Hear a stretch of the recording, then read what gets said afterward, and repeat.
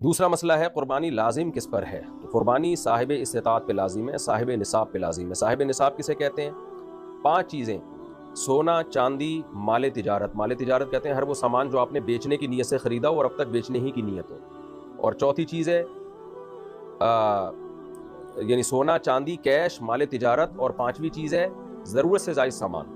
ज़रूरत से ज़ायद सामान उसे कहते हैं जो पूरे साल इस्तेमाल में ना हो। जैसे कोई प्लॉट पड़ा हुआ है आपके पास, ना किराए पर है ना आप उसमें रह रहे हैं, तो ये भी ज़रूरत से ज़ायद है।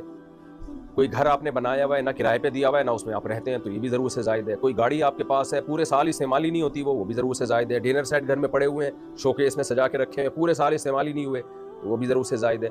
तो ज़रूरत से ज़ायद सामान या सोना या चांदी या कैश अमाउंट या तिजारती माल अगर आपके पास 52.5 तोला चांदी के बराबर है, आज की तारीख में 52.5 तोला चांदी की जो भी कीमत है वो आप सर्च कर लें, बल्कि बकरीद के दिन जो भी 52.5 तोला चांदी की कीमत होगी वो आप सर्च कर लीजिएगा, तो 1.5-2 लाख रुपए बनती है मेरा ख्याल है।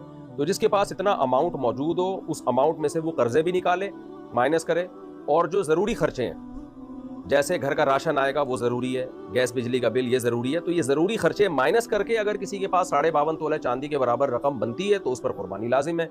और जिसके पास ये ज़रूरी खर्चे माइनस करके भी 52.5 तोला चांदी के बराबर रकम नहीं बन रही है तो फिर उस पर कुर्बानी लाजिम नहीं है।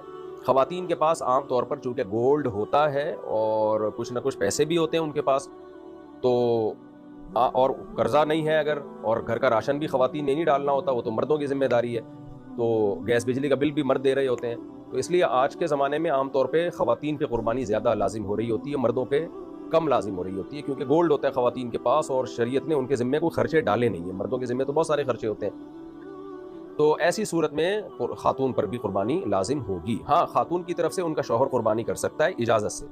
शौहर ने अगर अपनी बीवी की तरफ से कुर्बानी कर दी, कुर्बानी करने के बाद बताया कि मैंने तुम्हारी तरफ से कुर्बानी कर दी है, तो कुर्बानी अदा नहीं होगी। पहले वो बताएगा कि मैं आपकी तरफ से कुर्बानी कर रहा हूँ, वो इजाज़त दे दे तो ठीक है। इजाज़त देने के लिए बस खामोश रहना भी काफ़ी है, ज़बान से कह देना भी काफ़ी है, खामोश रहना भी काफ़ी है। शौहर बेगम को फ़ोन कर दे, बेगम तुम्हारी तरफ से मैं कुर्बानी कर रहा हूँ, तो इत्तला दे देगा तो ये इत्तला भी काफ़ी है। ये तो हो गया जी मुख्तसरन कुर्बानी के लाजिम होने का मसला।